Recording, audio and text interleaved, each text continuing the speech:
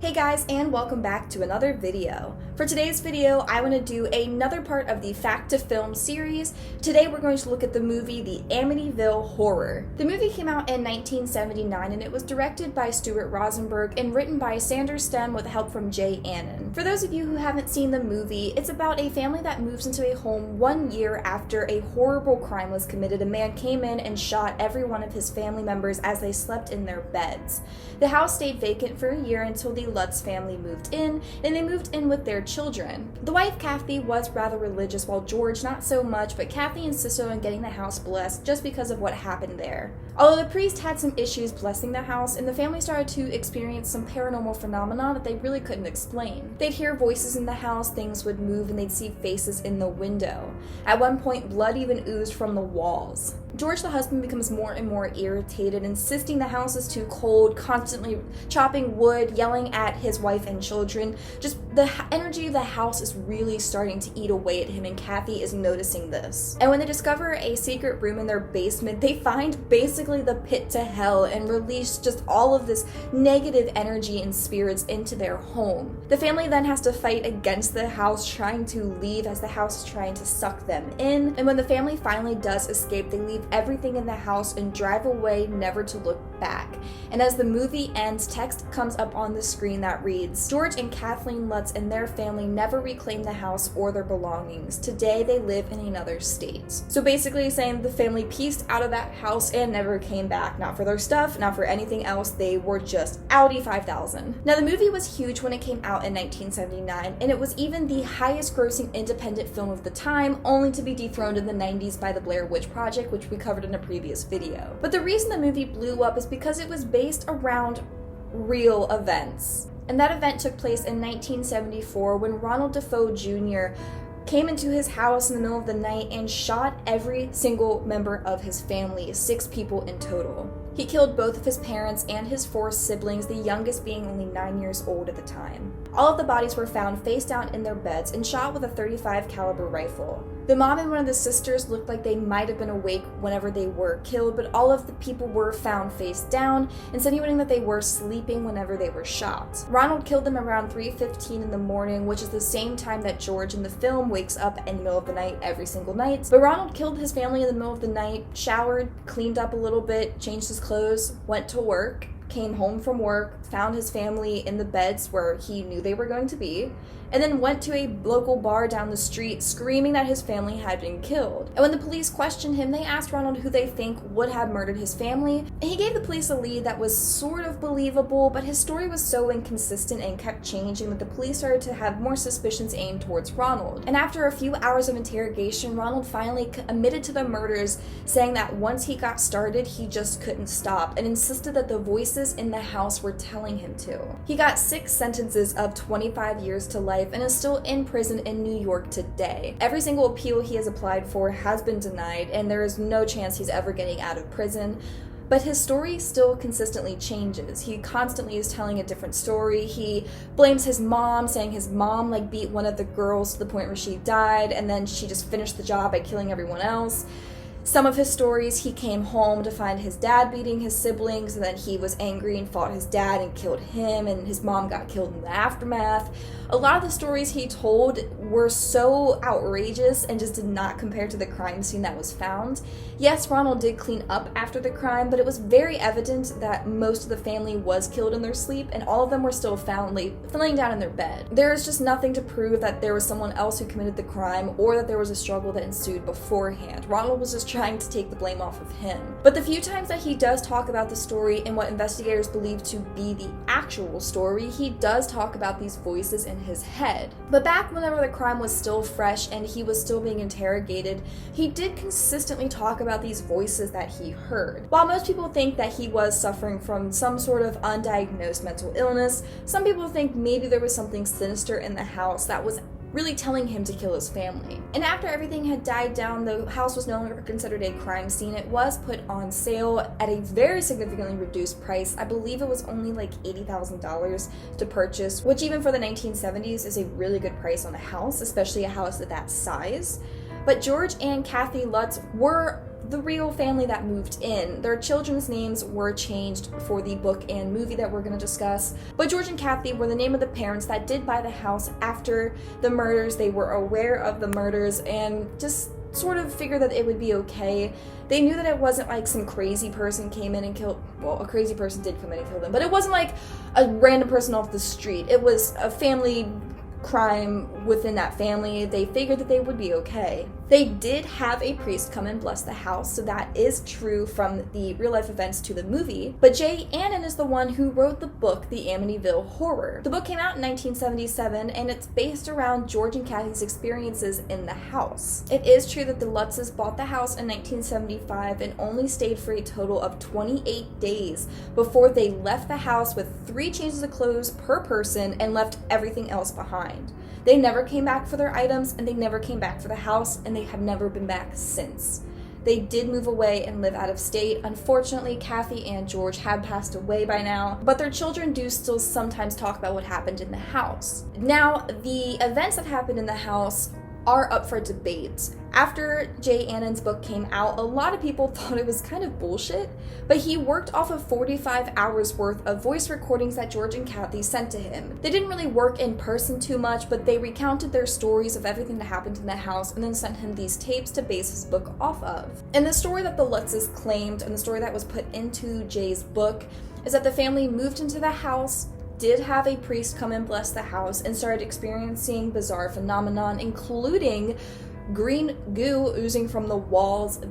George was waking up at 3:15 every single night, and even hearing just strange voices in the house was reported. But the Lutzes never really disclosed what the big event is that happened that caused them to leave the house. Even in interviews after the movie came out, George and Kathy never fully described what happened. They said it was so terrifying that they just could not relive it and they didn't want to talk about it. And there are a lot of controversies that came out when the book was published. A few of them just being like the priest that's mentioned in the book. He is a conflicting story. In some cases, he says he never came to the house, he only spoke to them over the phone. While in other cases, he says he did come to the house. The Lutzes never fully admitted whether or not the story was true or fabricated, and even their lawyer, after they had a falling out over money, came out and said that the whole thing was fabricated and that he encouraged the Lutz to sell the rights to the story and make this like 45-hour tape for Jay to work off of. But the Lutzes were in bad waters with their lawyer at the time. Like I said, he was their ex-lawyer whenever he said this. So it's hard to tell whether or not that's true or just him being upset about them not wanting to pay him what he wanted. And the house has been lived in since the family moved out. The address has been changed and even the windows have been changed just to sort of break it away from the Amityville story. But everyone else who's lived in the house has never reported anything. Multiple families have been interviewed and say that they never experienced anything paranormal. So that leaves the question of, was this something that happened to just the immediate family that moved in after the crime? Or were George and Kathy really just making this up for money? The only issue I have with them purposely making this up is they did leave behind everything and they paid $80,000 for that house. While I'm sure the rights to the book, and I don't know if they got any movie rights, but they might have. I don't know how much those royalties would pay them if it was worth that. But if their whole plan was to do some dramatic thing and leave all their stuff behind in hopes of selling the rights to like a movie or a book, that's a pretty ballsy move to make. And Christopher Quarantino, one of the children of the Lutz family, did come out saying that he does remember the paranormal stuff that happened when he was young, but it is a little bit more exaggerated in the book and movie. He said that his dad seemed to blow it up out of proportion more than what it really was. So one of the kids of the family, while he was a child at the time, does remember things happening, but doesn't remember it happening the way that his father is telling us it happened. But after the book came out, it was only 2 years later that the movie came out. And the 1979 Amityville Horror is the one that is based off of the book, so that is the movie adaptation to the Jay Annan book. All the movies that came out afterwards have no affiliation with Jay. Jay's book had already gotten a little bit of backlash because of the controversy of him claiming these to be true events and people just simply not believing it. But it was a big seller at the time, and the movie was even bigger. Like I said, this movie was the top grossing independent horror film. It got It set the world record up until the Blair Witch Project. But this movie was big at the time. It was scary. It really had a believability to it, especially in the way that the story plays out. But the interesting about the Amityville Horror as a movie is it's not even based on the true horror that happened inside that home. While paranormal stuff is scary, I think it's even scarier to think of a family member coming in and just shooting the entire family in their sleep. While I'm sure that would be a much quicker horror movie, the movie doesn't even really mention anything about Ronald Dafoe. We see him in the beginning come in and kill his family, and he is found in the house kind of rocking back and forth, realizing what he's done. But the movie and the book really kind of play more off the paranormal, almost insinuating that the voices and the entities in the house is what drove Ronald to kill the family, and that's what's going to drive George to kill his family. James Brolin, who played George in the movie, even looks strikingly similar to Ronald in real life, and they wanted to have that connection because they wanted the George in the movie and Ronald, the real person, to look similar, to sort of give that feeling of it's the same person coming to this house and being just taken over by these spirits. George is the one that wakes up at 3:15 every single night. George is the one that's being the most affected emotionally by the house. He's the one that's getting very angry with things. He's just sort of short with his family. He even goes after the family at one point during the climax of the movie. But all of that never happened in real life. George was never a threat to his wife or children. George and Kathy agree a lot of weird stuff happened in the house, and they even have said that it was almost like the two of them were living in different homes. George was experiencing things that Kathy wasn't, and Kathy was experiencing things that George wasn't. But that's really all the information that they give us because, like I said, they never fully describe what happened that caused them to leave. The believability of the story is something the book and the film really relied heavily on, and it is a big reason why there is so much controversy, just because they're more exaggerated stories and counts, and it's not really about the physical events that happened. It's more of just sort of a fantasy of what could happen after a horrific crime like that is committed in a home. The film and the book relied heavily on insisting that it's based on true stories. And yes, the stories are true, but it is something you have to take with a grain of salt. Kathy and George never fully went into detail, and they both have passed on by now, so we can't even ask them now to come out and tell us the truth about the house. From everything I've read, I've only seen one interview with one of the children stating that it was true. They kind of try to stay away from it. Even the town Amityville in New York tries to kind of break away from this part of their history. The family that lives there now says people do come by to take photos of the house and stuff, but they really just try to kind of stay low-key. Whether or not the paranormal activity that happened in the home was true or not, you cannot deny that the horrors that happened in that home on that night in 1974 were truly horrific. I don't know what those voices were saying to Ronald, but they ended up causing him to kill 6 members of his family and put him in prison for life. But yeah, that's a little fact to film for the movie The Amityville Horror. It's an interesting one just because the movie is based on true events, but only sort of kind of way. And I find it interesting that the movie starts with the true life murder, but they don't even mention who the murderer is or the fact that that was something that really happened. It's really more on the aftermath, as that's what people thought was the most interesting, because George and Kathy Lutz really left this house after 28 days of living there and never came back for anything. It's definitely a bizarre story and one that it was fun to look into.